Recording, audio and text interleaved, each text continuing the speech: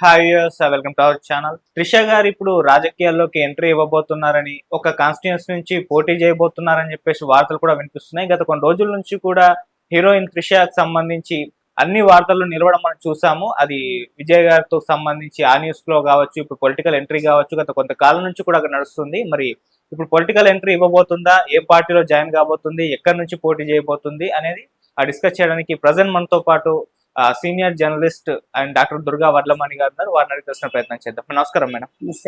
Madam, heroine Trisha ఇప్పుడు రాజకీయ entry ఇవ్వబోతుందని, ఎమ్మెల్యేగా ఒక కాన్స్టిట్యూన్సీ నుంచి పోటీ కూడా చేయబోతుందని వార్తలు వినిపిస్తున్నాయి మేడం. మరి ఎప్పుడు ఉండబోతుంది పొలిటికల్ ఎంట్రీ, ఏ పార్టీలో జాయిన్ కాబోతుంది? టీవీకే నుంచే, మీకు ఇంకా వేరే పార్టీ ఏముంది?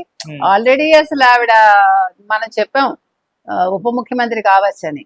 అయితే ఆవిడ ఒక ఇంటర్వ్యూలో కూడా మీ అంబిషన్ ఏంటి, మీ ఆస్పిరేషన్స్ ఏంటి అంటే, నాకు ముఖ్యమంత్రిని కావడమే నా అంబిషన్ అంది ఆవిడ.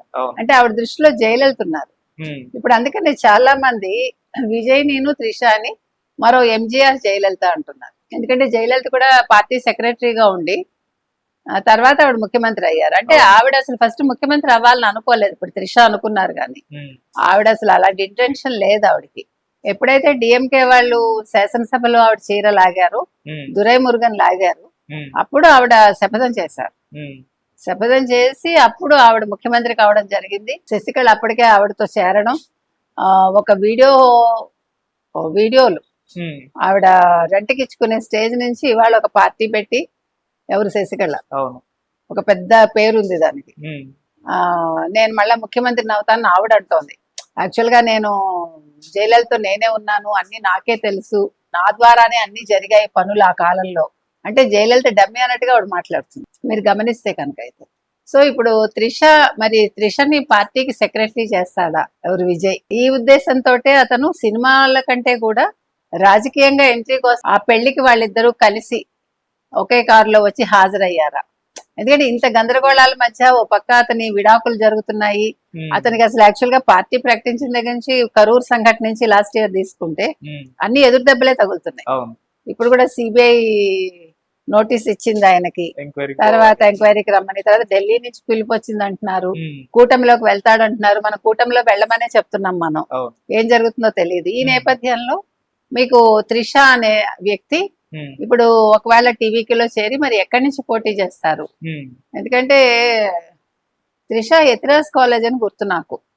ఎతిరాజ్ కాలేజ్ అంటే మరి ఆ కాన్స్టిట్యున్సీ ఎక్కడికి వస్తుందో, మరి ఎక్కడ నిలుస్తారు? ఏదైనా కూడా మీకు మెయిన్ మద్రాస్ నుంచి ఆవిడ నిలుస్తారు, కానీ ఎక్కడ కరెక్ట్ గా మనకు చెప్పడం తెలియదు. కానీ ఖచ్చితంగా అయితే ఆవిడ నిలుస్తారు. అయితే సెక్రటరీగా చేస్తారా పార్టీకి అంటే జయలలిత లాగా? తన అంబిషన్ అదే కాబట్టి, జయలలితతో పోల్చుకుంటారు కాబట్టి. తర్వాత మీకు అసలు ఉచితాలు మొదలుపెట్టింది ఎంజీఆర్, మీకు తెలుసు. ఎంజీఆర్ అసలు ఉచిత బియ్యం అనేది ఆ పథకమే ఎన్టీ రామారావు గారు అమలు చేశారు. రూపాయికి, అప్పుడు రూపాయి అనుకుంటా బియ్యం. తర్వాత జయలలిత కూడా చాలా ఉచితాలు ఇచ్చారు ఆవిడ అసలు మహిళలకి చాలా ఎక్కువ చేశారు ఆవిడ. మీకు అసలు జయలలిత కాలంలో తీసుకుంటే మీకు అప్పట్లోనే ఆల్ విమెన్ పెట్రోల్ బంక్స్ అన్ని ఆల్ విమెన్ ఉండేవి. తర్వాత క్రాడిల్ బేబీ పథకం కావచ్చు, తర్వాత మహిళలకి చాలా చేశారు ఆవిడ చెప్పాలంటే. ఆ విషయంలో వీ హ్యావ్ టు అప్రిషియేట్. కాకపోతే ఏంటంటే వీళ్ళందరికీ కూడా ఈగో వల్ల పోతారు. ఇప్పుడు కేసీఆర్ కావచ్చు, జయలలిత కావచ్చు, మీకు అంతకుముందు మాయావతి, తర్వాత వీళ్ళు చుట్టూ ఉండే వాళ్ళ వల్ల అవినీతిలో కూరుకుపోతారు. ఇప్పుడు టాన్సీ భూముల విషయంలో ఆవిడ అదే కదా ఎదుర్కొన్నారు. ఆవిడ జైలుకి కూడా వెళ్ళొచ్చారు. నాకు బాగా గుర్తు, అయ్యంగారు అనుకుంటా ఆయన పేరు, మంచి జడ్జి ఆయన, చాలా అంటే స్ట్రైట్ ఫార్వర్డ్ మనిషి అని విన్నాను నేను అవి వెళ్ళేదాన్ని, నేను ఆ కేసులో అటెండ్ అవటానికి. అప్పుడు రాసేదాన్ని, అప్పుడు ఆంధ్రజ్యోతిలో పనిచేసేదాన్ని. కాబట్టి మీకు మంచి జడ్జిల్ని ఒకసారి గుర్తు తెచ్చుకోవాలి మనం. అందుకని సో ఏది ఏమైనా అహంకారం అనేది ఉండకూడదు. మరి త్రిష ఏ రకంగా ఆవిడ ఒకవేళ రాజకీయాల్లోకి వస్తే ఆవిడ థ్రెట్ అవుతుందా విజయ్కి, లేదు చేయూతనిస్తుందా, లేదు ముందు ఏమైనా 13.5% అని మొన్న ఒక సర్వే చెప్పింది. మనం కూడా చెప్పాం 10% దాకా ఉండొచ్చని. మరి కూటమిలోకి వెళ్ళి ఇతను డిప్యూటీ సీఎం ఒకవేళ రిక్వెస్ట్ చేస్తే మరి విజయ్ డిప్యూటీ సీఎం గా ఉంటాడా, లేదు త్రిషకి ఇస్తాడా? ఫ్యూచర్ లో త్రిష ముఖ్యమంత్రి అవుతుందా? అసలు టీవీకే మరొక జనసేన లాగా అయ్యే అవకాశం ఉందా? ఇన్ని ఆలోచించాలి.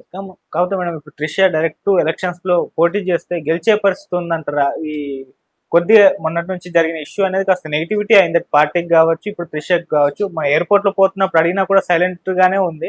మరి ఇప్పుడు గెలిస్తే అవకాశం కనిపిస్తుంది అంటారు మేడం, ఫస్ట్ టైం పోటీ చేస్తే. మీకు ఇంతకు ముందే తమిళనాడు రాజకీయాలు చిత్రంగా ఉంటాయి. వాళ్ళు ఇలాంటి వాటికి ఇంపార్టెన్స్ ఇవ్వరు. ఓకే, చాలా మంది అసలు విజయ్కి సపోర్ట్ చేస్తున్నారు. మీకు ఏంటంటే డౌన్ టు ఎర్త్ వాళ్ళందరూ టీవీకే వైపు ఉన్నారు. మీకు వాళ్ళ ఓట్లు పడితే ఇంకేముంది, మీకు డెఫినెట్ గా త్రిషను నెగ్గిస్తారు వాళ్ళు. ఓకే, అందుకని ఇవి ఇష్యూస్ గా తీసుకోరు వాళ్ళు.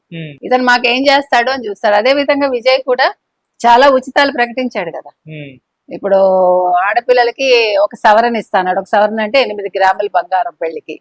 తర్వాత చంద్రబాబు నాయుడు గారు కూటమి ప్రభుత్వం ఇచ్చినట్టుగా పిల్లలకి 15,000 వేస్తా అన్నాడు. ఇట్లా చాలా ఉచితాలు ఇస్తున్నాడు కాబట్టి అవి ఆకర్షిస్తాయి. వ్యక్తిగతాలు ఎవడు పట్టించుకోడండి, ఇవన్నీ ఎప్పుడో పోయాయి. జయలలిత టైంలోనే పట్టించుకోలేదు. ఆల్రెడీ జానకి ఉన్నారు. తర్వాత ఎంజీఆర్ పోయాక జానకి ఒక నెల ముఖ్యమంత్రిగా చేశారు ఆవిడ సినీ నటే. ఎంజీఆర్ తో కలిసి సినిమాలు చేశారు ఆవిడ. అలా చూసుకుంటే కనుక అయితే తమిళ వాళ్ళు ఇలాంటి విషయాలకు పెద్దగా ఇంపార్టెన్స్ ఇవ్వరు. Okay, thank you so much. Thank you.